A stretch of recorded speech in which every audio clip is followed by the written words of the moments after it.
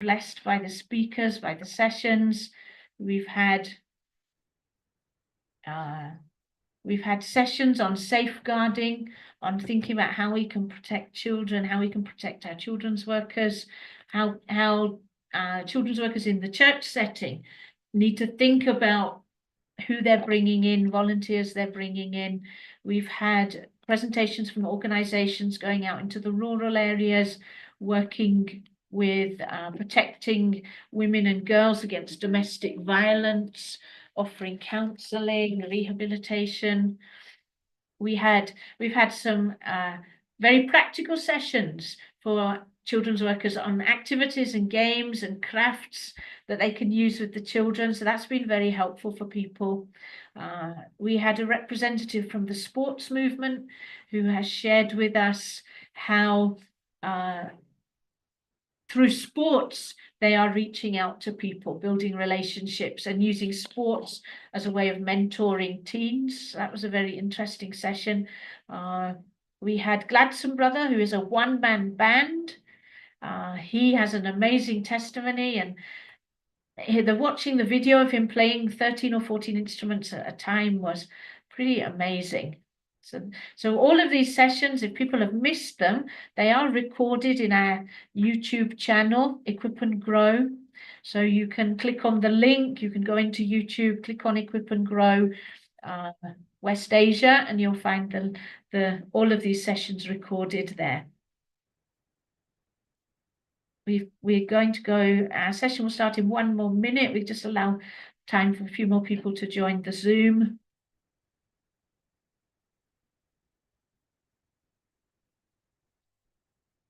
While we are running here in India with the GoPro Summit, we also have GoPro Summit running in the South and Central American countries, 18 countries over there, Argentina, Mexico, Chile, Peru, Venezuela, I can't remember the full list, Brazil in Portuguese. So they have, at one time, they have 4 or 5 channels running live streams, videos, live sessions, going out across 18 nations. So while we sleep, they're live.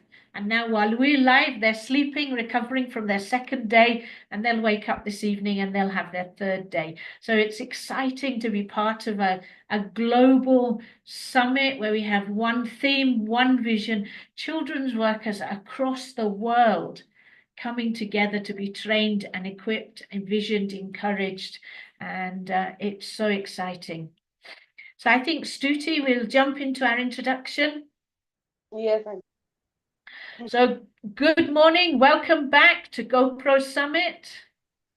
सुप्रभात सभी को और आपका स्वागत है इस GoPro सम्मेलन में. I hope you were blessed by the previous session. You were able to watch the video of 50 ways to go pro as a leader. मैं आशा करती हूँ कि आप लोगों ने वो YouTube वीडियो देखा जो पिछला सत्र था और उससे आशीर्वादित हुए, जो 50 तरीके हैं जो अगुवाई आपको करने के लिए सिखा रहे थे उसके बारे में. I sincerely apologize to our Hindi speaking viewers. मैं बहुत भारी हृदय से जो हिंदी बोलने वाले हैं उनके लिए माफी मांगती हूँ. We used an AI app to dub in Hindi. हम लोगों ने एक AI औजार जो ऐप है उसका इस्तेमाल किया था हिंदी में उसका अनुवाद करने के लिए. And it reminded us that it's not a human, it's a robot. और उसने हमें ये याद दिलाया कि वो एक यंत्र है और इंसान नहीं. So by mistake, it dubbed with the unedited script. जो अनुवाद हुआ है वो उसमें कोई एडिटिंग नहीं हुई है पूरे स्क्रिप्ट में. And so we've removed it from YouTube. We're not happy for it to be public, but we will correct the editing and we will publish it in our YouTube channel with the correct Hindi.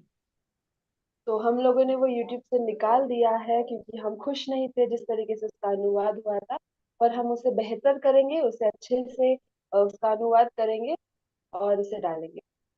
So give us 2-3 days. It takes a few hours to get the dubbing done, but give us 2 or 3 days, and then please go into our YouTube channel and watch the session. हमें 2-3 दिन दीजिए, थोड़ा समय लगता है इसका अनुवाद होने में, और हम 2-3 दिनों में उसे करके YouTube पे डालेंगे, आप वहाँ पे जाके। So the next 2 sessions that we have live in Zoom are going to be in English. जो आगे के जो सत्र है जो Zoom पे होने वाले हैं वो अंग्रेजी में होने वाले हैं। You're welcome to stay with us, but if you don't understand English, then we have an alternative session for you. आप हमारे साथ बने रह सकते हैं, पर अगर आपको अंग्रेजी नहीं समझ में आती तो उसके व्यतिरिक्त हमारे पास एक दूसरा सत्र है आपके लिए। We have George Ebenezer, who God uses to mentor troubled children and teens. और हमारे पास जॉर्ज एबेनेजर है जो सताए हुए बच्चे हैं उनके लिए वो उन्हें शिक्षण देते हैं। So the links to his sessions are given in the WhatsApp group and in the live chat in the YouTube live stream. तो हमारे व्हाट्सएप ग्रुप पर उनके शिक्षण का जो सत्र है उसका लिंक दिया गया है, और यूट्यूब के जो चैट बॉक्स है वहां पे भी डाला गया है। So thank you, Stuti. We're going to go into English only now. Thank you for translating. So it gives me great pleasure this morning to introduce two colleagues from ACT Bombay. ACT stands for Association for Christian Thoughtfulness. This organization is comprises of skilled professionals who are reaching out and working with children and teens and probably also ladies, but we're focusing on children who have been traumatized by different events in their lives.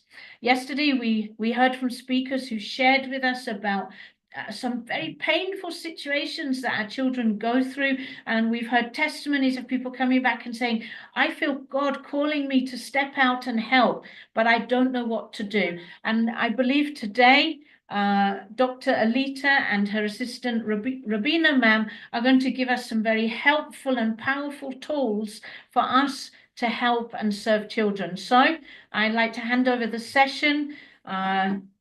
Dr. Alita, Rabina, please, you take us on.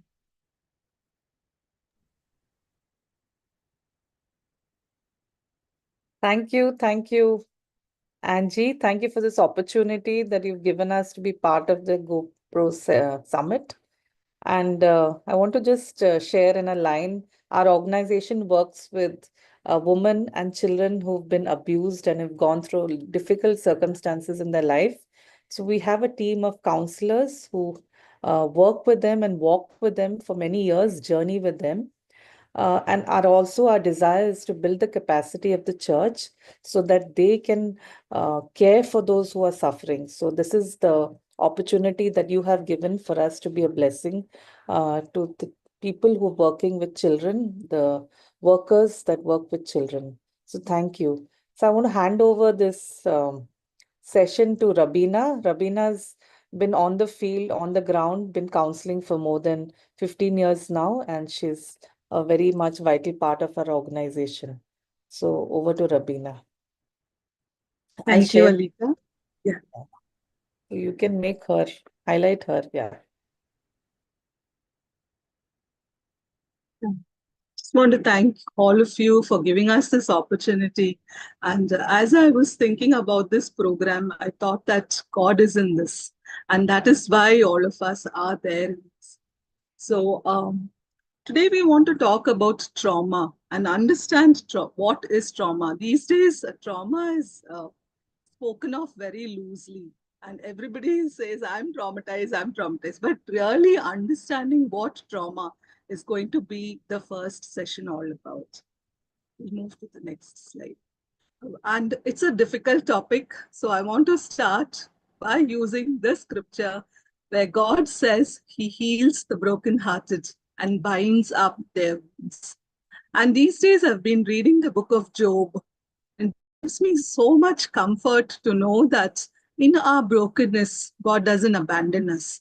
And the children with whom we work are so precious in his sight. And I think that is the lens through which we need to start our journey of work with the children, because they are all so precious. And it's very comforting to know that He is above us all and He has called us to this amazing work. So there are two things we are going to do. We will understand what is trauma in the first session, and we will understand what are the principles of trauma-informed care.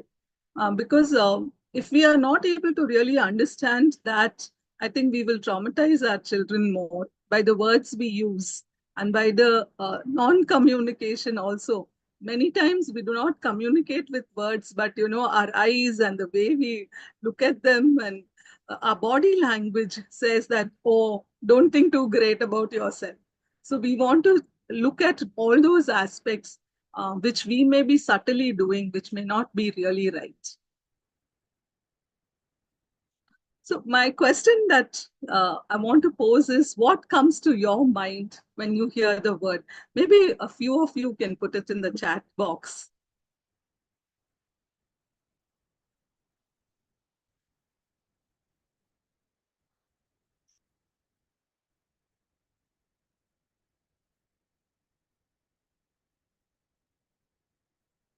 The clients I work with also say that there is trauma. Yeah, painful, something very painful.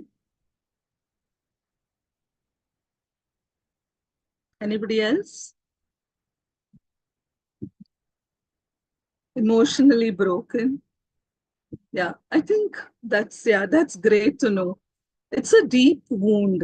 Trauma is a deep, deep wound, which is not very visible to us. So there are various terrible experiences. Yeah, there are various definitions which people use to understand what trauma is. And the simplest thing, way to remember what trauma is, that it's a deep wound in us, not a physical one, but an emotional one. The physical wound may be visible, but the emotionally deep wound may not be visible. Yeah. Go to the next slide. Now, I wanted to actually do an activity with all of you, but I think for lack of time, we will park this deep breathing to the end. And when I decide whether I want to do the activity and get you to do the deep breathing. So we will look at the definition of trauma. So, okay, before that, why should we understand trauma? Because we want to understand trauma so that we can help definitely the survivors that need help. Uh, when we jump into the work, in any work, we think we know it, but there are many aspects which we do not know. So we want to understand how we can help them in a better way. We also want to understand trauma because we need to understand that healing happens in the context of relationship. If there is no relationship, I don't think we can really look at bringing healing to somebody's life. So when we are working with children, there is a need for us to build a relationship with them. And it reflects God's heart of compassion for the brokenhearted. Time and again, the Bible is so amazingly bringing out God's compassionate heart, where He shows that He cares. He really cares for those who are going through tough times, and He doesn't abandon them. So it shows the heart of God's compassion, and to reduce our own risk of being negatively impacted by others' trauma. We as an organization have been working with many clients, children and women who have horrendous stories. And sometimes we do not sleep. We are not able to sleep because we carry it back with us. So what do you do? Because we are human beings and it affects us. It should affect us. If it is not affecting us, then I think there is a problem. I've heard many people say that it should not affect us, but I do not agree with that. And I leave it for you to decide whether it should affect us or not.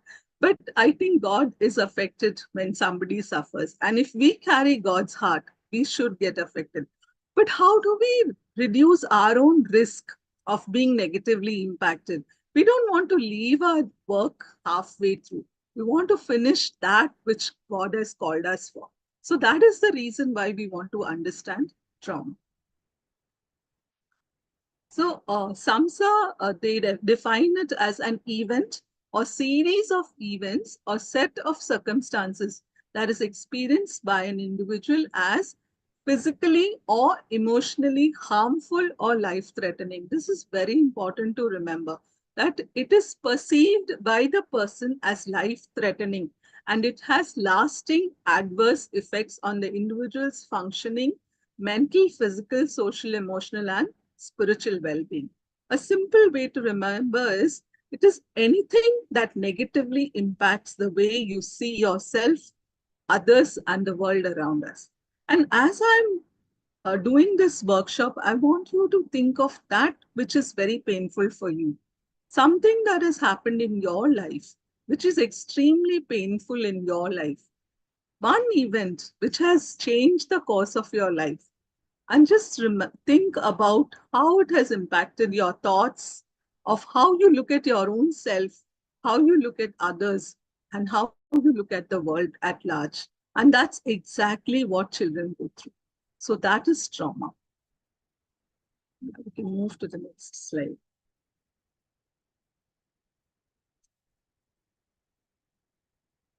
So we'll just look at a case so that it's easy for us to understand whatever we are, in theory learning. So Ima is a 6-year-old girl whose parents recently divorced. She begins attending your Sunday school. Ima frequently complains of stomach aches, but her mother tells you she has no medical issues. She clings to her mother, doesn't want to be dropped off for the class. Although she's good at coloring, she bursts into tears when she makes small mistakes, such as coloring outside the lines. Emma avoids interacting with other children and rarely smiles. Can we just quickly list down a few symptoms that we see in Emma's case?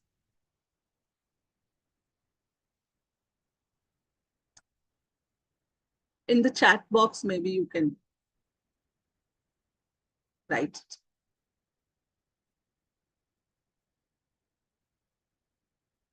Yeah, fear of being left by her mother. The case very clearly says that the parents are divorced. The father is already gone. So there is this child who may be thinking that I will be abandoned by my mother also. Thank you so much for. Maybe she thinks it was her fault that they are divorced. Very true. So many of children think that they are the cause for the problem because the divorce has happened after they have come into this world. Thank you for writing. Her world has totally changed. I always tell when I'm doing parenting session that for children, their home is like this safe, large ship in the sea, which is manned by the captain. And as long as the captain is there, the child just sleeps well. But when the captain loses control, the child is traumatized. The perception of the family has changed. Yeah. So these are all symptoms of trauma. She avoids interacting with children. She rarely smiles. Here's a child who has been smiling, but after the divorce, something has changed. She rarely smiles. She who was good at coloring now starts crying even when she makes small mistakes. So the reason why we've put a case study is when we work with children, these are the things that we need to be aware of. If there is a change from the baseline behavior, what are the red flags that we can look at? That should catch our eye and catch our attention, because those are good symptoms which tell us that the child is going through a tough time. I think we will not go through Alex's case because lack of time. So now this is a very good picture for us to understand how a 3-year-old child is impacted by trauma on the brain. There's this picture of a normal child's brain, which is large. And then you see the extremely neglected child whose brain shows that there is a shrinkage in the brain. Yeah. So if the child is going through extreme neglect, there is a change in the brain, in the child's brain, and we will never be aware of it. So sometimes we think that, children are being stubborn, children are being lazy, and, we have all gone through all this. Why can't they? They should be resilient. And we do not really understand what is happening to them. So this is what is happening to a child who's just 3-year-old and their brain changes when there is trauma. Yeah, we can move on. 3 things. The 3 E's. This is a very easy way of remembering what is trauma and if there is somebody who's gone through trauma. The 3 E's are the event, the experience, and the effects. Now, some time back, I asked you to think of that event which changed the course of your life. No? So the event can be a one-time event or it can be multiple events. And how was the experience at that time and what are the effects? These 3 will constitute the magnitude of the trauma that a child is going through. Yeah, can move on. Effects of trauma. Common emotional responses that are seen are fear. We saw in the case also that she starts crying. She may be, somebody said that she may be fearing of abandonment. So there are a lot of fears and children don't have the language. We can articulate what we are going through, but children don't have the language. So they go through a lot of fear. There is guilt. Am I the reason for the problem that's come up? There is isolation, anxiety, shame. Sometimes they numb. When they see that the elders are not able to cope with their emotions, they don't want to show their emotions to the elders because they feel that they are causing them more pain. So they will numb their emotions. There is grief, there is hopelessness, and there is sense of betrayal. These are the common emotional responses seen in a child who's gone through trauma. Then there are cognitive responses. Research says that exposure to violence in the first year of childhood deprives children of as much as 10% of their potential IQ. Increased vulnerability to learning and behavior problems by the time children reach school age. Now, I have been a school counselor, and the number of children I have counseled because of dysfunctional families are many. My daughter is a special educator, and she tells me that many of the problems are because of problems at home. So the cognitive responses are all of this. We do not understand the damage that we do to our children when, very subtly we do things and we feel that they will be okay, they'll be resilient. But that's not the truth. Common physical responses are all sorts of aches. Some children constantly have cough and cold because their immune system is very weak. I have a client who has an autoimmune disease, and the problem at her home is so immense that I don't have the solutions to her problem. We don't know how to help her, but she has developed her own immune system has become her enemy. So she has developed autoimmune diseases because of the trauma that she's going through. Move to the next slide. These are the long-term impacts of trauma. Even when the child becomes an adult, many of them, when the trauma is not resolved, you will see these symptoms in them. There's hyperarousal. Sometimes you will find some people are very jumpy, very nervous. Certain mannerisms which you see will it'll help you to understand that, okay, this is a very hyper-aroused person. And we like to label them, but actually there's a story behind their response. Some of them will have re-experience. They'll have intrusive images which keep coming back. That which happened in the past seems to be very real even in the present. The past is not past for them, it's present for them. Sensations, dreams, and memories. A lot of our clients tell us of their dreams, and we actually help them to understand that this is all that you've gone through. And you have to, and we work with them. We help them to share it with us. And when they share it, they're able to connect the dots. Avoidance and withdrawal. They pull away from relationships. They are very scared because their trust has been broken at a very young age.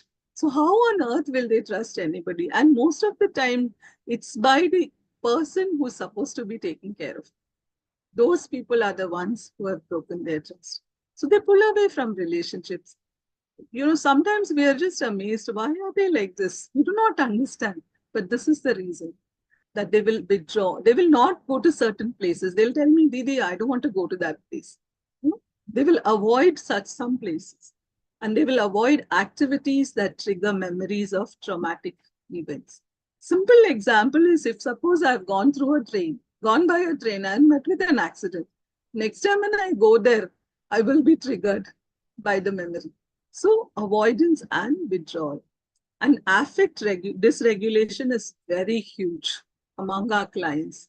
A lot of out of control emotion, and they are labeled as rebels.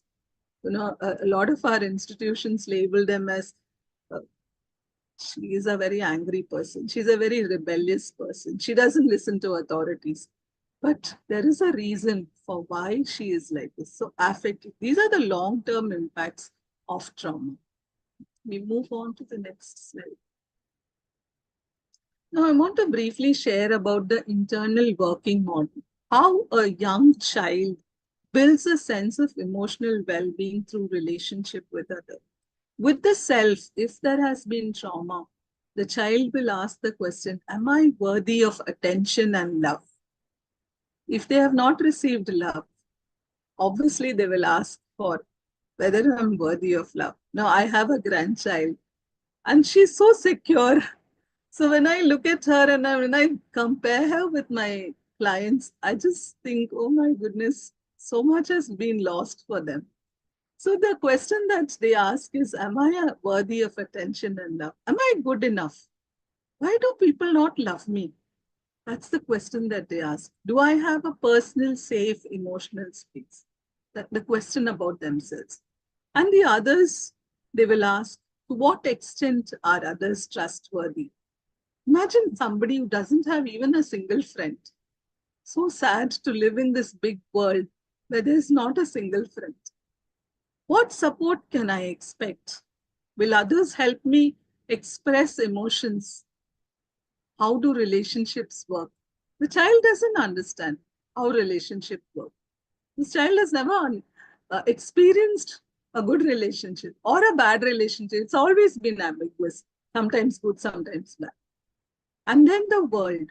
How safe is the world out there for me to explore? How can I be encouraged to find out about how the world works? Can I feel confident enough to explore on my own over time? I think that there is no place where they even think about exploring the world because they're so lost in themselves. They have not climbed up the ladder beyond themselves because the trust is lost completely. So this is the internal working model of a child.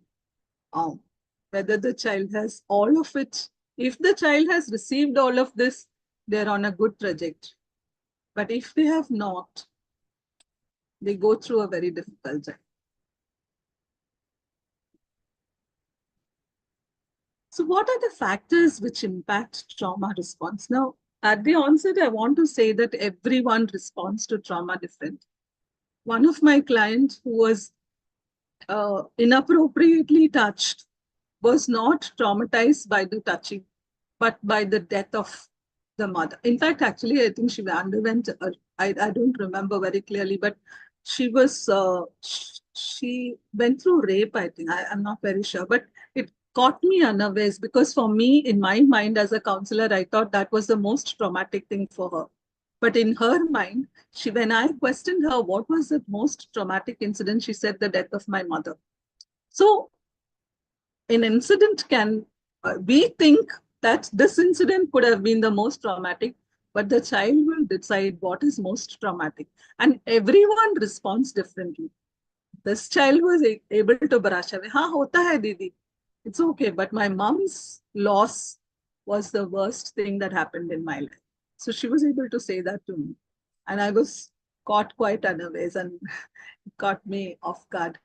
Yeah. Factors impacting trauma responses, age and developmental stage. When the child is very small, their brains are still developing. If they undergo so much trauma, then it's like huge. The impact is very huge.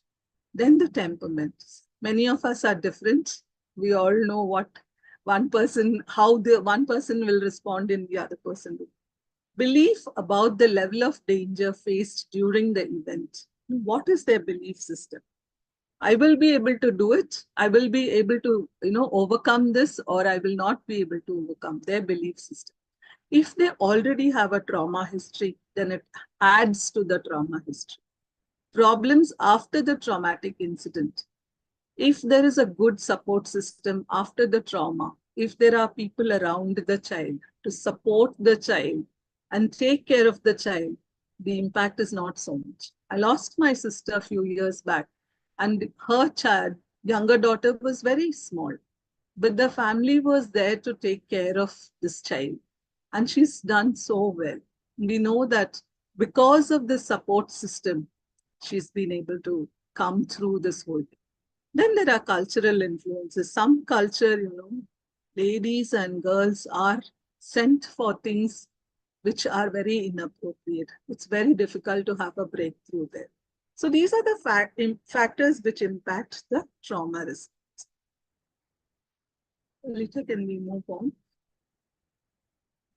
So I want to do this brain and hand demonstration because I think that as workers working with children, this is a good demonstration for us to teach the children what happens in their brain. And especially when there is this emotional dysregulation, we can help them to understand.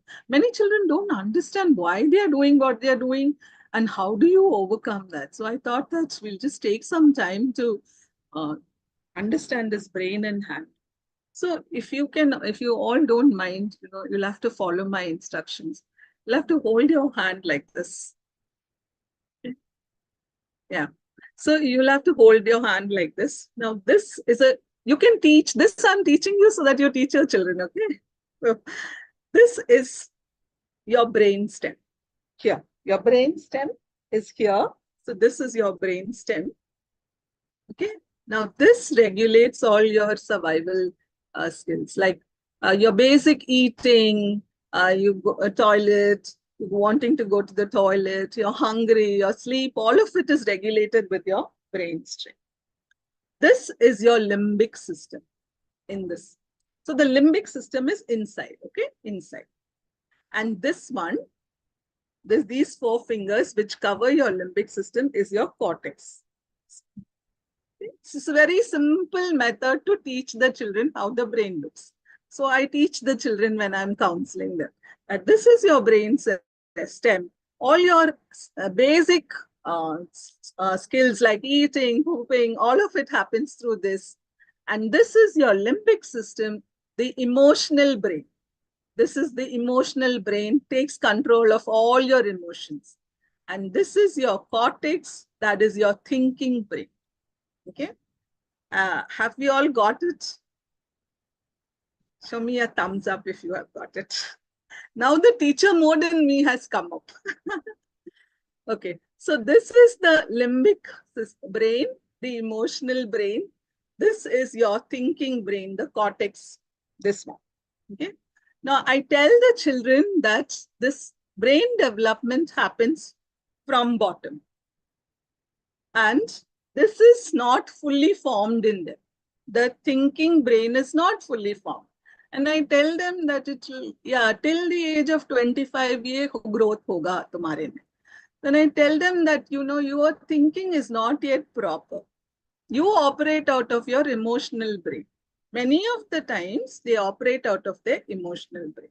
So what happens when I, as a worker, let me just take an example of me being a child worker. I'm working with the children. This is my brain and this is the child's brain. The child is angry and throwing tantrums. So then what happens is the thinking brain is offline. It flips. And the child is operating out of the emotional brain. Now here, if I am the worker, And if my thinking brain also flips and I work out of my emotional brain, so then what happens is jagada, fight. But if I am keeping my thinking brain on, thinking cap on, and I'm thinking, okay, this child's thinking brain is off. Let me just let the child cool down. No, let the child put on his thinking cap. And then I converse with the child, then I'm able to talk through the situation. I hope I'm able to communicate what I have wanted to. So yeah, so this is a good example. So when the client comes to me after a fight or something, no, so I'll tell them, remember I taught you this. Now this is what has happened. Your thinking brain has gone offline. That is why you behave like that. So the child is also aware of why what has happened has happened. So we can teach our children. Not only teach our children, be aware of our own brains. We shouldn't flip our thinking brain. We have to put on our thinking caps and in a very calm way, respond with our children. Yeah. We'll move to the next. So as we come to the end of this presentation, I want to talk about post-traumatic stress, the long-term impact on the survivors. Difficult feelings and thoughts caused by reminders of trauma, including memories of actual trauma or things that just remind the person of a trauma. It can be place, people, event, scent, sound. So all the senses are up when there is a very difficult thing that has happened. And what happens is their ability to trust people is lost. They are not able to trust people. So the children that, I won't say all the children, but some of our children whom we work with may be testing you also. When you are working with them, they will be testing you. Can I trust this Didi, or, I don't know what they call you. Will I be able to trust this person? So their ability to trust is lost. So they will be testing. Sense of personal safety. They will be thinking at the background of their mind will be the question, am I safe with this person? And they will want to manage their emotions, but there will be dysregulation. These are all long-term impacts. They've lost their trust. Their safety is gone. They're not able to manage their emotions, not able to adjust to changes in life. And sometimes, we make big plans for our children that we should move this child from this place and send them to another organization. But we have to be very carefully doing it, because sometimes it requires help to even adjust. So preparing the child that this may be a good option. What do you think? Take the child on board when we make, very good plans we come up with. But if we are not taking the child on board, then it becomes a little difficult for the child to adjust to life changes and also to respond to stress. Many times I joke with them that Didi also doesn't respond well to stress. I'm also like you, I tell them. So, they're able to understand that, yeah, stressful situations can be difficult and they need help when they go through stressors of life. These are all the long-term responses to trauma. I think we have one more slide, maybe. Yeah, I think we'll go to this in the next session. We have 10 minutes, so we can have some question Q&A or anything that I have shared and you want me to elaborate on, I'll be happy to. We can do questions and then you can do the deep breathing one exercise also. Yeah. Questions. If anybody in the Zoom has a question for Robina ma'am, please feel free to ask. You don't have to put your video on. You can stay. You won't come on screen. You'll remain private, so nobody will. You'll be anonymous, as it were. There's a question on how long does it take for a child to overcome the trauma. So this will depend on many factors. If they have a good support system, their own personality, if they are a go-getter, and if their belief system, and at what age, what was the onset, the age at the onset of trauma. So a lot of factors will depend on how long will it take for the child to overcome trauma.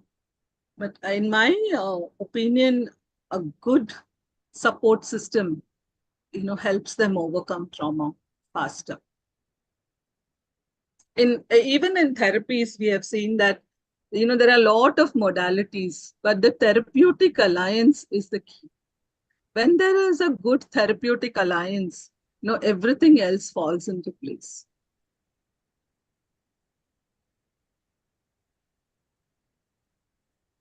Maybe you explain what is therapeutic alliance, Rabina? So the relationship between the counselor and the client.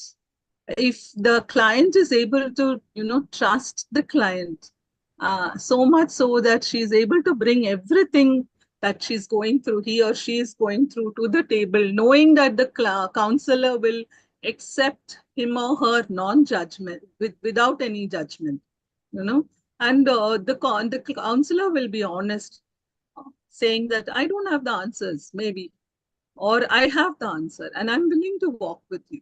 That is a very important fact.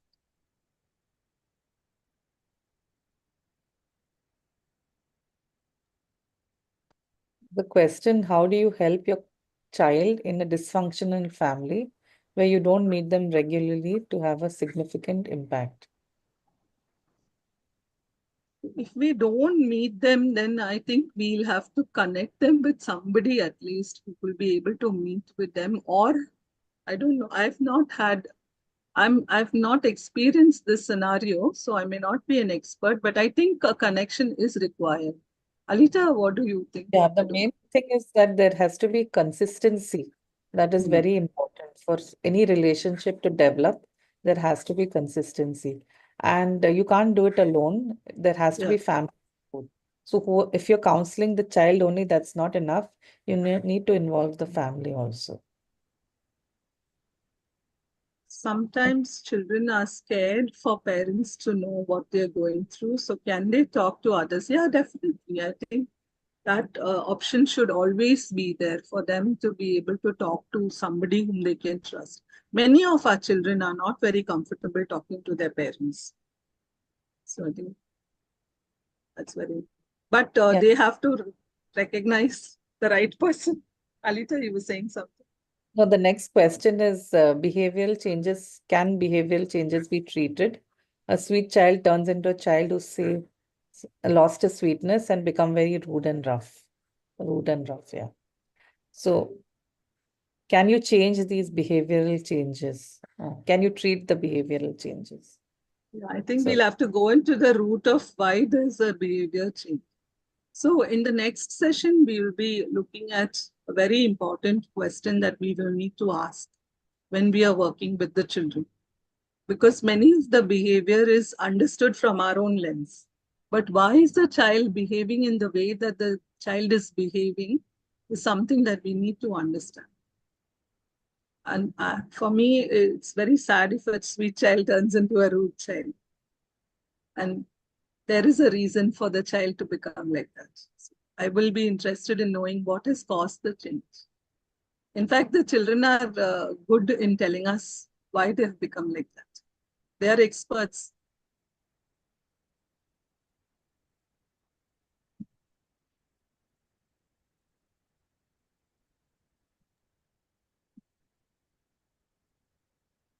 I think if there are no more questions, maybe we can, Rabina, can just do a deep breathing exercise before we close.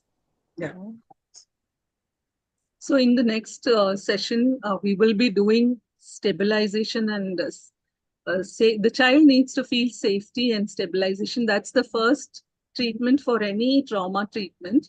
So we will do some one of the things that we teach is deep breathing. I know if you all have practiced it anytime before, but it's a good technique to help your child calm down when they are feeling very hyper, or they're having some sort of anxiety when they're going for their exams, or some commitment, like, when they have to go up to the stage and speak. So they have to do some speech. Children get anxious, we get anxious. So it's a good technique to calm us down. So we do teach them deep breathing. There are many ways to do deep breathing. You can look up different techniques, but one of the ways that we teach them is that you inhale through your nose to the count of 4. As I count 1, 2, 3, 4, you inhale through your nose, and then you exhale through your mouth at the count of 4, 3, 2, 1. And as you're doing, I want you to keep one hand on your chest and the other hand on your belly, because oftentimes we are not breathing correct. We have a very shallow breathing. When you breathe in, your stomach should inflate it should go in. It should inflate like a balloon. Okay, the stomach should come out like a balloon. So the reason why I'm asking you to put your hand on the tummy is that you will be able to feel whether the tummy is coming out or not. So as you breathe in, your tummy should come out, and as you breathe out, your tummy should go in. Got the instructions? So as I count, you can close your eyes so that you're not distracted. Your eyes closed. To the count of 1 to 4, you breathe in slowly. And 4 to 1, when I count, you breathe out slowly through your mouth. We'll start. 1, 2, 3, 4. Breathe in. 4, 2, 4, 3, 2, 1. Breathe out. We'll do it again. When I say 1, 2, 3, 4, you breathe in. 4, 3, 2, 1, you breathe out. Very slowly at your own pace. There's no hurry. 1, 2, 3, 4. 4, 3, 2, 1. Okay. I hope you felt your stomach go in and out. That's one way of breathing. When you're teaching the children, this gets a little difficult for children. So you teach them the flower breath. You hold your hand like this, as though you have a flower in your hand. And you teach the children to smell the flower. And then exhale. And inhale. And exhale. This is easy for the children. They will do it very happily when you teach them that just imagine that you have a flower in your hand and you breathe in and you breathe out. Then there is something called the bunny breath. The bunny breath is, you imagine that there is a rabbit. And how would the rabbit breathe? Does anybody know? The rabbit will go like this. Okay? Have you all ever seen it? Go check out today. It's your homework for today. Okay, so we teach the children, this is the bunny breath. So we'll ask them to do it. And then breathe out. Okay.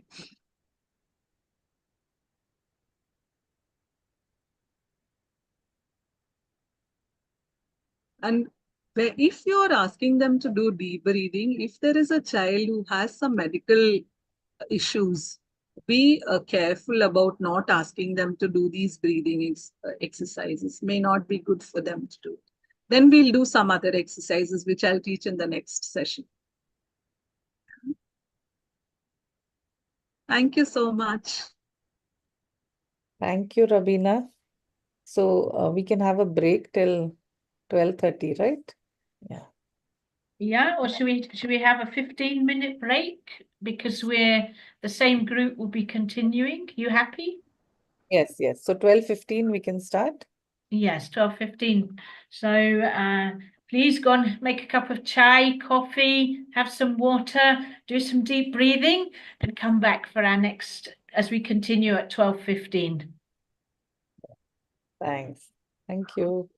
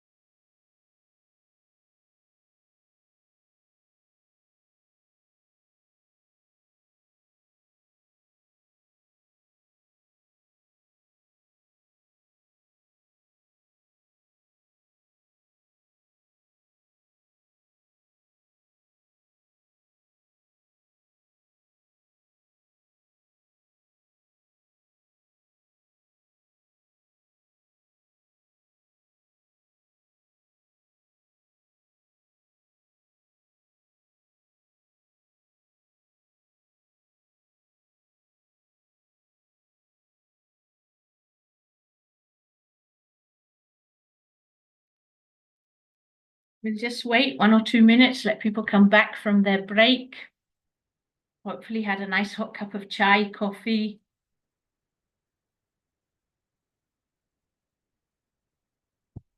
It's a very compelling session. You're pulling us in, you're giving us so much information, and you almost feel like just slow down, spend the whole day, tell us everything. So in this next session, we're scheduled to finish at 1:15, so you have a full hour if you want to maybe slow down a little bit, expound on some bits. It's so helpful. This is a sort of teaching that people are looking for. How can I help? I don't understand how to help this child. I can see changes, I can see difficulties, but I don't know how to help the child. So this is a wonderful session. I want to thank you both again for giving your time to us and teaching us, equipping us. And I think we've passed 12:15, so I'll hand the session back to you, and I give it into your hands. Thank you, Angie. Now, Rabina will continue. I think looks like the last session was too heavy. Don't want to overwhelm us, but I think for me, I'm personally convinced that if we don't actually look at our own lives and understand pain from our own lives, we will never be able to understand the pain of the others. So generally, when we do this session on trauma, I make them do an activity. And since we have an hour, I'm wondering if I can take some time to get you to do the activity. Can I? It will take maybe 5-10 minutes. Yeah. Okay. So this activity is to do a timeline. What I want you to do is, if you have a paper and a pencil or a pen, think of your life. Just draw one. Maybe I should demonstrate it to you. Take a paper and maybe just draw one line across. One line. And starting from your birth. So here you have 0. And the end you will have whatever is your age here. Okay. So from 0 to 10, just mark one small column.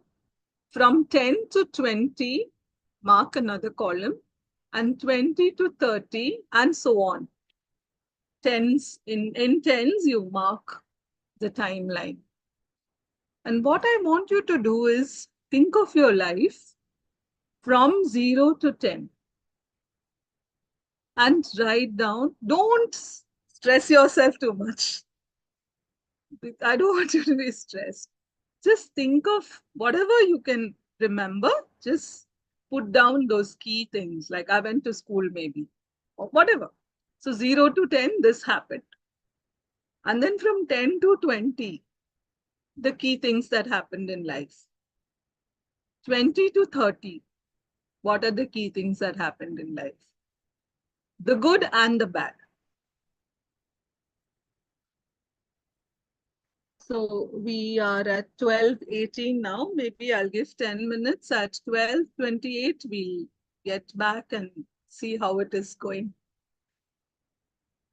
Don't want to rush this very important activity.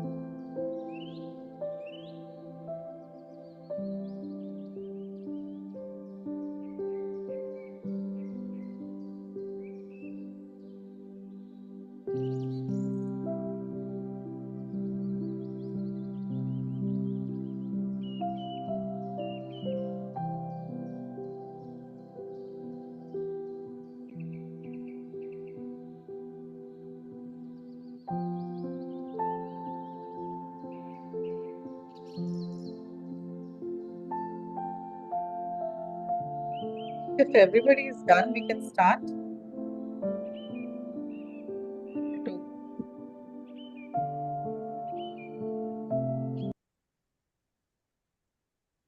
We can start. Yeah, Rabina, over to you. So, how was the experience? I don't want to know what you've written, but the experience itself, how was it?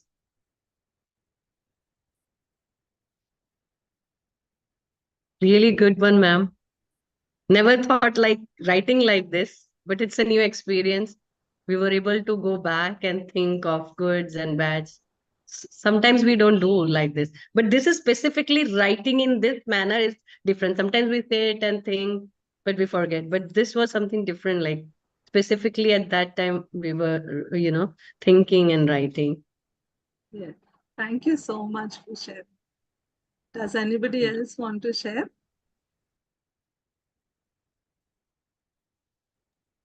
I think two things that I felt. One thing was like Blessy Sister shared. Sometimes you can be so consumed with all the bad things that have happened that when you sit and think, oh, actually there were good things. But the other Yes. thing was like there's some 10 years where very few major life things seem to have happened. And then there's Yes. another group of 10 years where it's, it's like the list, you're like, oh, and this happened, and this happened, and this happened. And suddenly you're like, wow, that was a pretty difficult 10 years. So many things changed in that time. So it's a very helpful, reflective exercise. So thank you. Yes. Yeah. Yeah. Thank you. Thank you for sharing. Also, ma'am, I was I noticed like suddenly in some place I felt, oh, that 10 to 15, like it was so difficult. But suddenly I remember, oh, after that, after you have mentioned 10 to 20 or 20 to 30. So in the half time, it was really, very struggling or something. But suddenly I felt, no, next half was totally different for me. Yeah. So that was also there. Yes. Yeah. Yeah. Thank you. Thank you for sharing. So this is a very good exercise for us to reflect. And we have a lot of good memories, but we also have some small, not very pleasant memories. The clients that come to us have a lot of difficult memories, especially for us who are going to different homes, institutions to counsel the clients. They come with a lot of difficult memories, and it's very difficult for them to do this exercise. I'm so happy to hear that it's a good exercise for all of us, But we have to remember that sometimes when we ask our children, it may not be a very pleasant exercise. And we have to help them to walk through that which they have gone through. It helps us to understand that not everybody has gone through the same good times as me. And this world is very broken. I'm totally so broken, but the good news is that the Redeemer lives. That is the good news. So we have to keep telling our children that the Redeemer lives. He will see us through. So this is one exercise which, can help us to understand our children. You can do this with your children as you meet them. If you have time with them, if you have a relationship, remember I told you that healing always happens in the context of relationship. If there is no relationship, it's a very bad exercise to do. So please don't do the exercise if there's no relationship. But if there is if there is a relationship, and you can tell them that I'm curious to know what happened between the age of 10 and 20. Is there something you would like to share?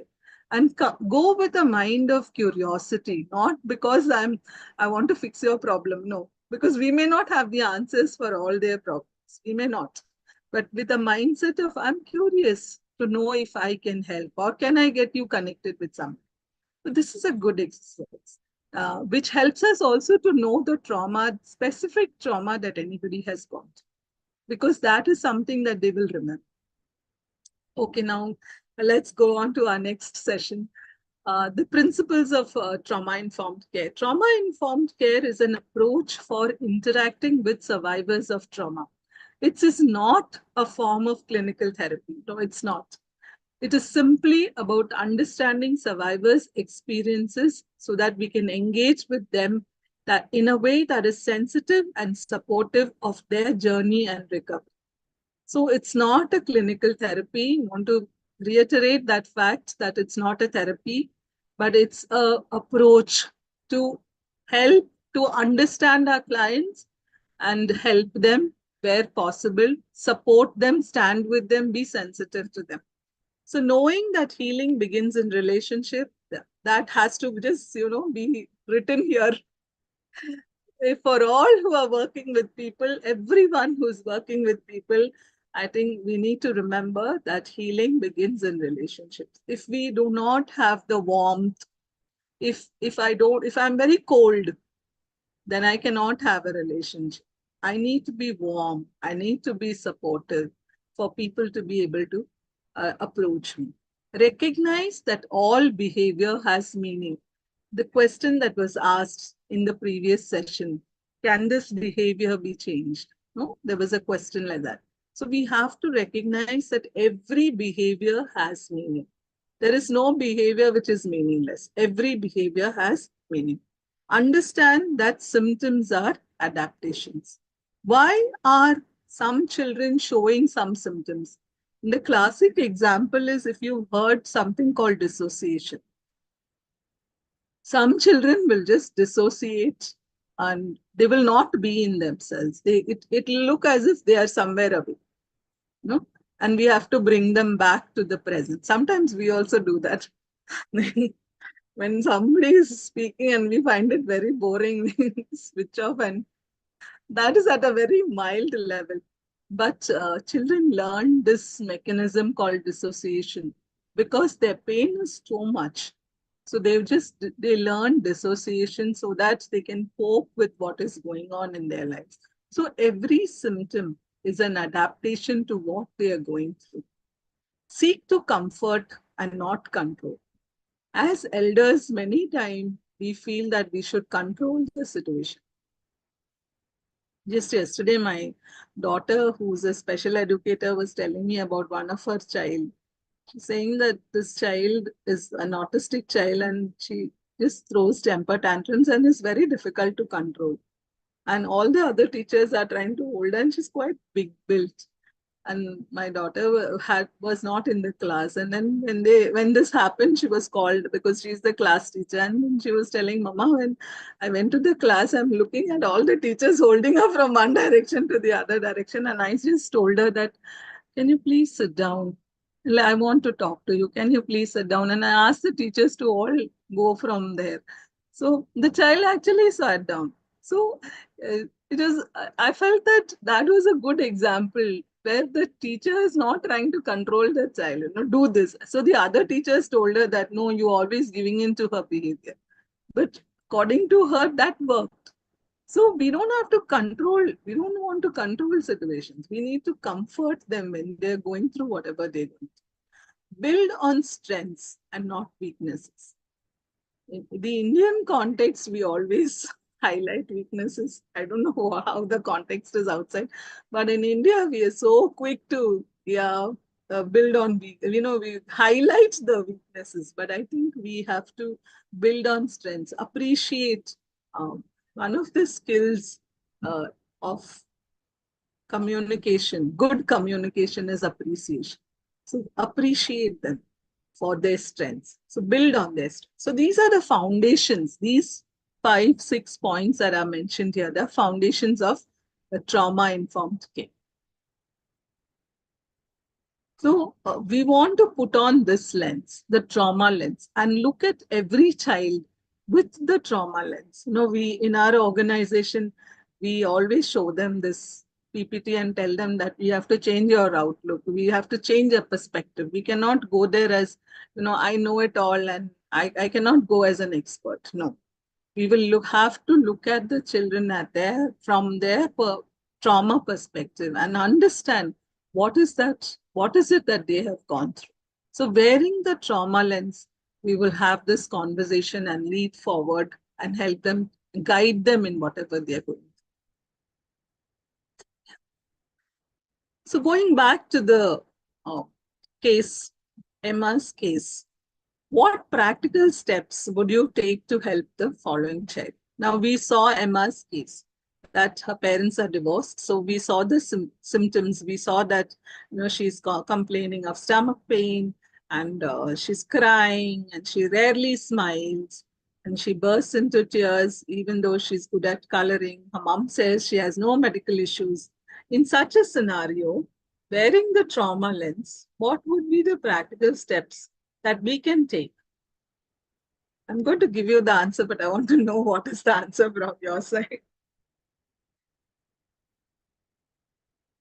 How would you help the child? Keeping the principles in mind.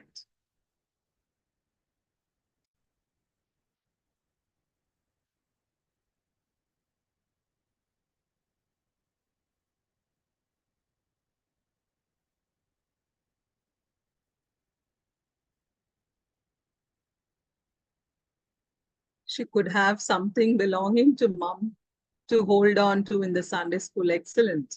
Very nice.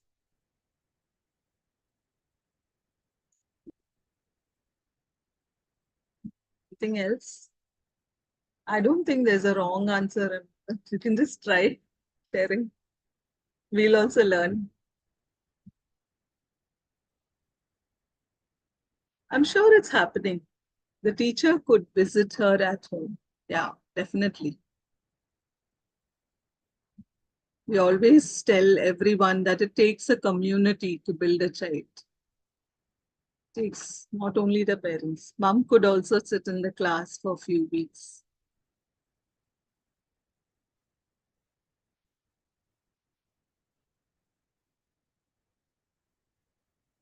What else? Alita, can you go back to the previous slide? The previous one. So keeping in mind these principles, knowing that healing begins in relationships, can we start building a relationship with Emma? Being the teacher, can we start just a little more than the teaching of the Sunday school? How are you? Can you, do you want something to eat? Or teachers brought a chocolate for you. If it is allowed, some places it's not permitted. So within the policies, you can check how you can build a relationship and get curious about her behavior and ask the child. I'm observing that you're not like you always used to be. Can you tell me if you don't mind? I'm there for you. Seek to comfort and not control. Teacher is always there for you. Oh, you're so good at coloring. She's crying. When she's coloring, when the color goes out, she's crying. And you're so good in coloring. I can never do this. You're so good. So, using these principles, we can work on helping the child. Sharing a snack with her. Yeah, very nice. Within the principles and policies, please let's keep that in mind, because every organization has policies about what you can share and what you cannot. So these are all very good things that we can do. And follow these principles to build a relationship. Let's go back to that slide. So Emma's problem. Now, any trauma treatment, we've discussed Emma. So practical steps, these are the steps that we could do. Any trauma treatment model will have all of these components. Aims to avoid re-victimization.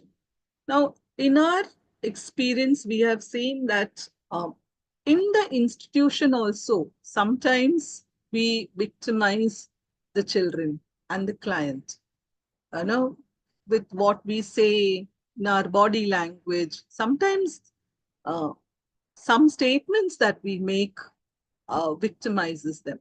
So we have to be extremely careful to avoid that. It appreciates many problem behaviors began as understandable attempts to cope. So if a client of mine tells me that I have smoking issues, I don't look at it as a problem behavior, but I look at it as Okay, tell me, I look at it, I get curious, and I tell my client to tell me when it started and why it started, because I want to know that what was it that they were trying to cope with when they started this problem. So I'm not saying that all of it is like that, but most of our clients have problem behaviors because of trying to cope with certain situations. So appreciate many of the problem behaviors as attempts to cope.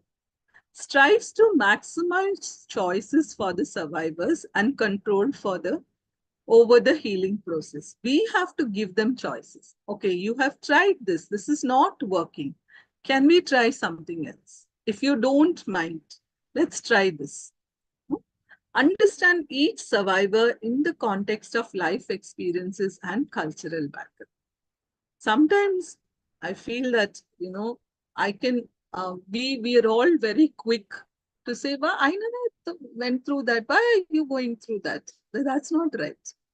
Understand each survivor in the context of their experience. What have they experienced? What is their cultural background?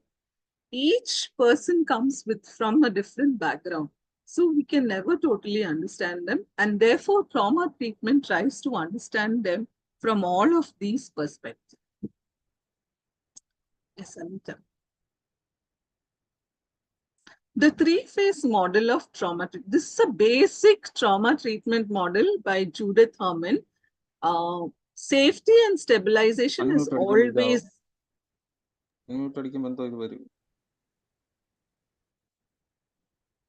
muted. Yeah. So the first step is always safety and stabilization. And after we do safety and stabilization, then there is processing of traumatic material. What I did with you today is some amount of processing, the timeline. But if you've observed, I did the deep breathing, all of that in the first session. That is a safety and stabilization process, and the processing of the traumatic material comes after that. And then there is reconnection and reintegration. But processing of traumatic material and reconnection and reintegration are very large subjects, which we're not going to look at today. We're only going to look at safety and stabilization because that needs specialized care. So today we will look at safety and stabilization. How do we help our clients or our children to be safe and stable? Now, first thing that we have to remember is that all behavior has meaning. Now, for this, we need to understand that triggers are an important part of understanding the meaning behind survivors' behavior that is impacted by their trauma. Now, every time, I hope you know what is a trigger. I'll explain what is a trigger. Every behavior is triggered because of something which has happened in the past. Therefore, it's very important to understand what is the trigger. Now, Alita, can you go to the next slide so that I'm able to share what's a trigger and then explain. So trigger develops as a result of traumatic experience. It's a false alarm. It's not the real alarm. It's the false alarm when we see, hear, feel something that reminds us of the scary things that have happened in the past. For example, one of my acquaintances, her son, recently she shared with me this incident. She said that they live in, in Bombay, you have a lot of chawls. So she lives in one of those chawls and they have these blue sheets which are tied up above their house roofs. She was telling me that her son, who's an engineer by profession, she said that my son was very scared when he heard the flapping of the blue sheet. So I was asking her what happened. Why is he scared of that? He's such an old boy. And then she was telling me her story, and apparently the father has committed suicide.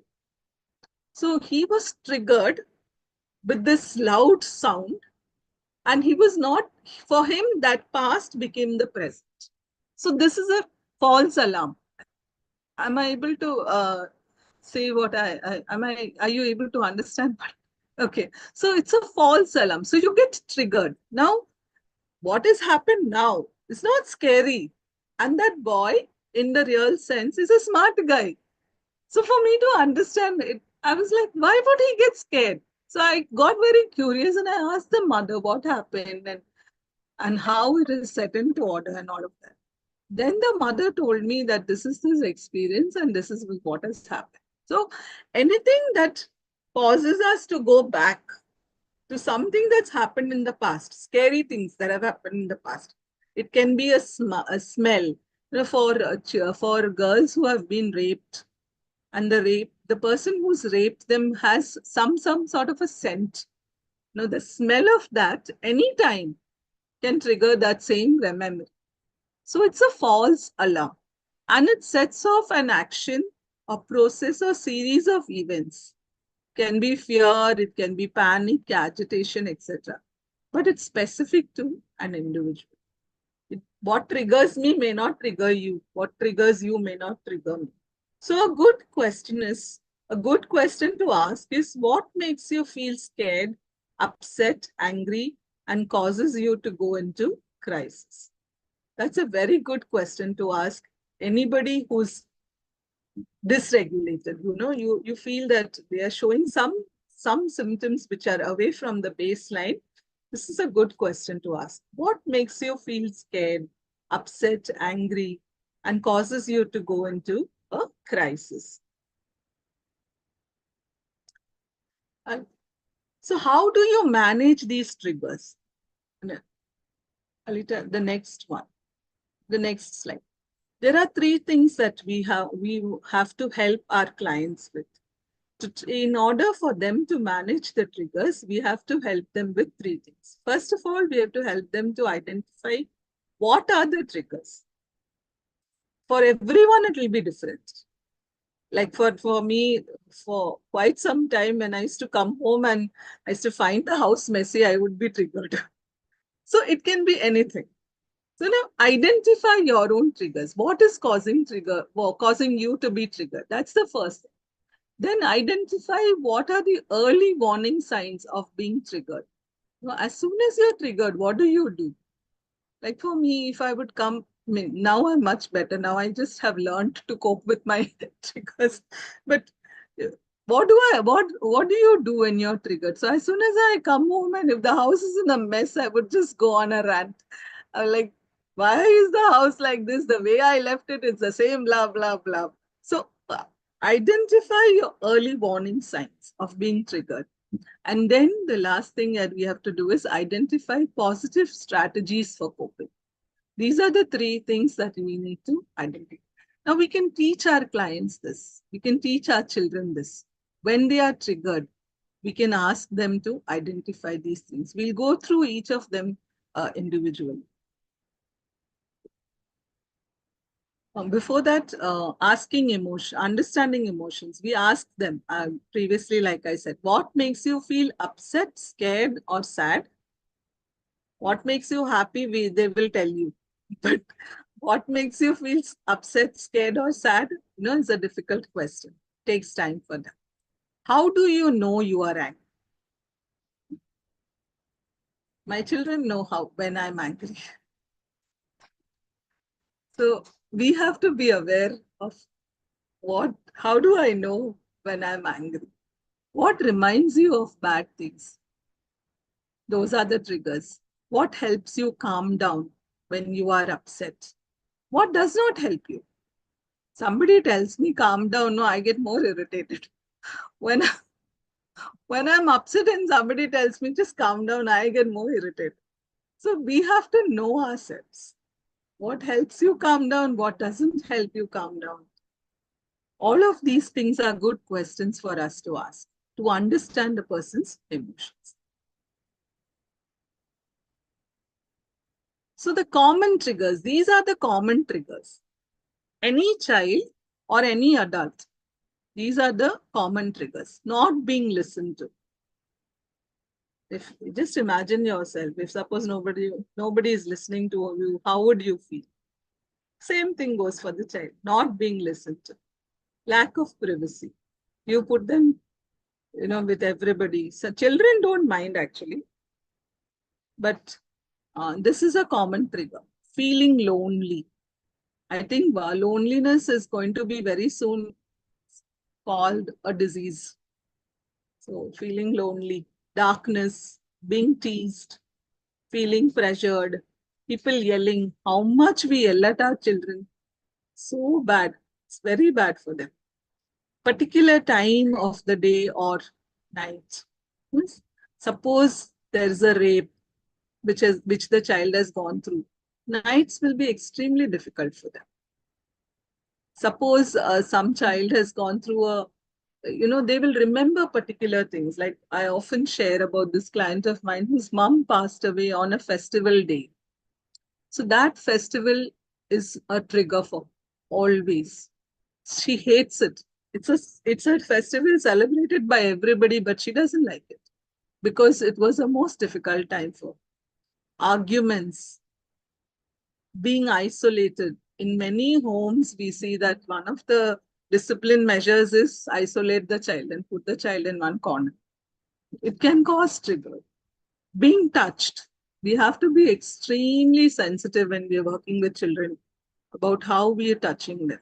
Loud noises, not having control, being stared at, room checks in homes especially, contact with family sometimes is a big trigger for them. Large men, can be large women also. So these are the common triggers. So identify what are the common triggers. Alita, can we move to the next slide? What are the early warning signs? Early warning signs are signals of distress that is a physical precursor or manifestation of being upset. Like I shared about myself, no? The early warning sign is before I enter the house, I'm already thinking how messy the house is going. So, the early things that happen before it's actually happening. It is what happens before you are triggered. Some signals are not observable, but some are, such as restlessness, agitation, pacing, shortness of breath, sensation of tightness in the chest, or sweating. So these are early warning signs. You can ask the children, what happens? Do you feel restless? Do you feel, there's some sort of agitation? Do you feel your heart is pacing at a very fast rate? You can ask them questions and they will share it. Yeah, we can go to the next slide. Coping strategies. Now, this is the last thing in the three. Identify triggers, identify early warning signs, and then identify positive coping strategies. These are strategies which can help the individual to become calm. And it is helpful to minimize stress. So different people have different coping strategies. For me, exercise is not a very healthy, positive coping strategy. But for my friends, it's very positive coping strategy. So whatever works for a particular individual, that is their healthy, positive coping strategy. Taking time away from stressful situation. In our organization, we always have time away. Like we do retreats, we have days of self-care. We have every quarter we have a self-care day. So time away from our stressful situation. Going for a walk, it helps to be within nature, looking at the trees, talking to someone who will listen. Working out, definitely for me, this doesn't work, but for others, it may work. Listening to a peaceful music, taking a nap. Now, when we are in retreats, I just love sleeping. So it's a joke in my office that I love sleeping. So whatever works for you, that is your coping strategy. Reading a book. For many people, reading is very helpful. Pacing or rocking. Coloring is very helpful. Deep breathing, writing a journal, praying, and anything that works for you. Like for us, we all share with one another because we are counselors. So, we can ask these questions to one another and we share with one another. What is the new thing that you did this month? And what is the new thing? What is one thing that you've done which has worked for you? So these are strategies which we can teach our children so that at an early stage, early age, they're able to, learn what is helpful for them in a stressful situation and keep practicing them. We can move to the next slide. So for purposes of identifying trauma and its adaptive symptoms, it is much more useful to ask this question. What happened to this person rather than what is wrong with this person? We generally will ask, what is wrong with you? Very automatically it comes. What's wrong with you today? That's the auto mode. But a good question to ask is, what happened to you? What happened to this person? It helps us to be kinder to the other person. So for people working with trauma, it's a good question to ask. What happened to this person? Yes, Anita. So resilient survivors continue, therefore, to grow and even thrive in spite of and quite often because of their histories. In our journey from 2012, I think we began this journey of working with trauma victims. We have seen many, many resilient survivors, many. And some of them just amaze us. Some of their stories is so amazing. They grow and thrive in spite of all that they have gone. Oh, it's not we cannot say that, it's a hopeless situation out there. No. We are going to be the agents of hope in our children and at the world at large. I think that's where God has placed us. And we need one another. I don't think we can do it alone. We need one another. We need people who can spur us to action, who can encourage us and lead us on and guide us.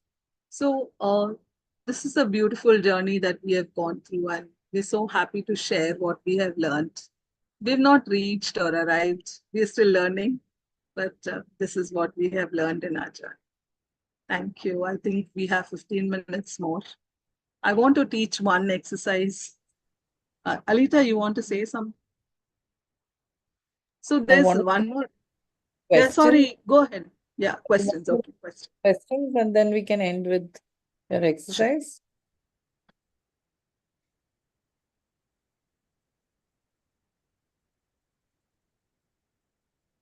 No question.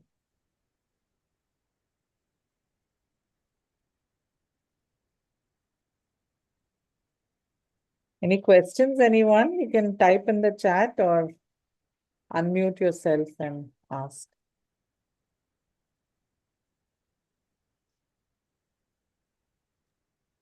Yeah, I had a question.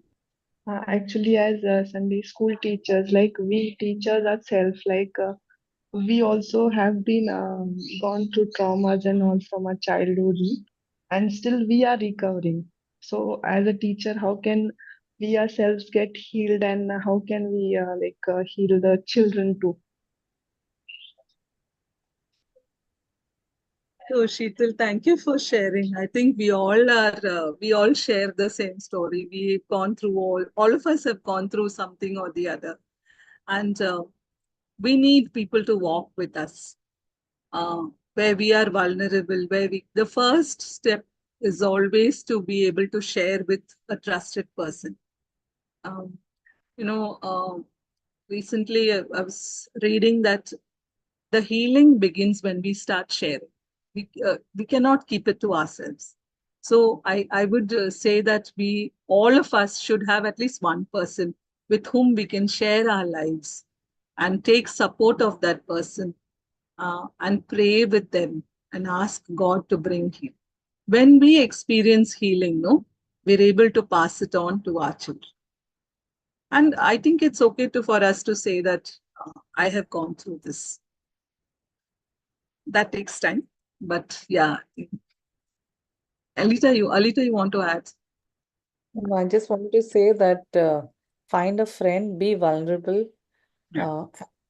Also, building trust is difficult because if you've been hurt in the past, but I think it's good to identify one safe person whom you can share and can start the healing process.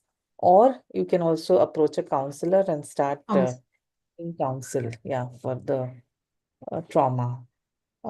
But we always see that those who have gone through trauma are much better counselors because they understand pain in a deeper way.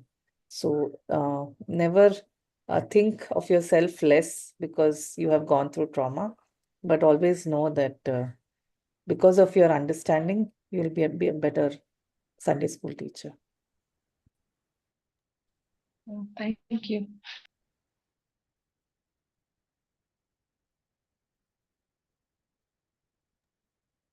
How can we find counselors?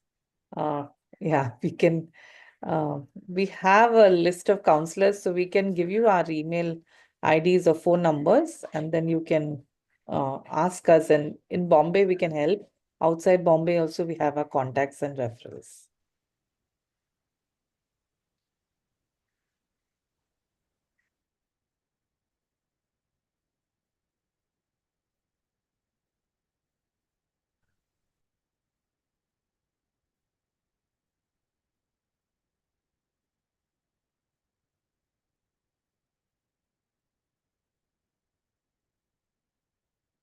I think, Rabina, you can, yeah, start. Then you can spotlight Rabina. So I just want to teach one more small exercise which you can teach your children also. It's called the grounding exercise. A simple way to remember it is 5, 4, 3, 2, 1. You just tell them to remember 5, 4, 3, 2, 1. So what are the 5 things that you can see? What are the 4 things that you can hear? Here you're using all your senses basically. So 5 things you see, 4 things you hear. What else is there, Alita? I forget my senses. Touch. 3 things you can touch. 2 things that you can taste of, and 1 thing that you can smell of. So the order can be changed, okay? Whatever works. Just remember that you're making use of all your senses. Now, this is a mindfulness exercise actually, especially when your children are very hyper or you yourself are very hyper and you seem to be lost, and you want to bring yourself, you ground yourself in the present, you do this exercise. So we will quickly ask them to tell us, okay, tell me what are the 5 things that you can see. So the child will tell, okay, I can see the fan, I can see the light, I can see the cupboard, I can see you. So the 5 things. Then what are the 4 things you can hear? What are the 3 things you can touch? What are the 2 things you can taste? Or what are the 1 thing that you can smell of? So that you using all your 5 senses, 5 senses.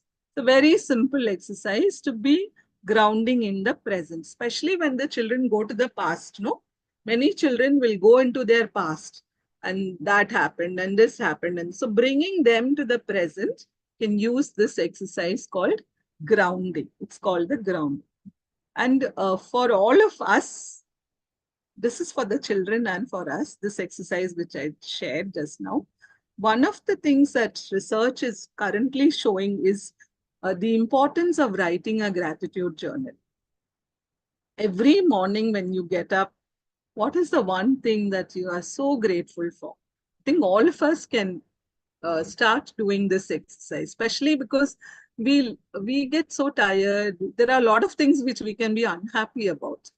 But what is the 1 thing that we are grateful for? So maintaining a gratitude journal as you get up, what's the 1 thing that you're grateful to the Lord for? Oh, your life, your breath, the family, even a cup of coffee. So whatever you are grateful for. So very important. It's a good exercise. And research says that having those who have had gratitude, they've done quite well in life. So maintaining a life of gratitude. I think that's very biblical also, that the Lord has done so much for us. And we need to be grateful for all his goodness in our lives. And in closure, there's one scripture that is being prompted for me to read, and I'd like to read it for us. It is from Isaiah chapter 58, where it says, the Lord will guide you always. Many times we may not know the answers, But the Lord will guide us always. He will satisfy your needs in a sun-scorched land and strengthen your frame. You will be like a well-watered garden, like a spring whose waters never fail. Your people will rebuild the ancient ruins and will raise up the age-old foundations.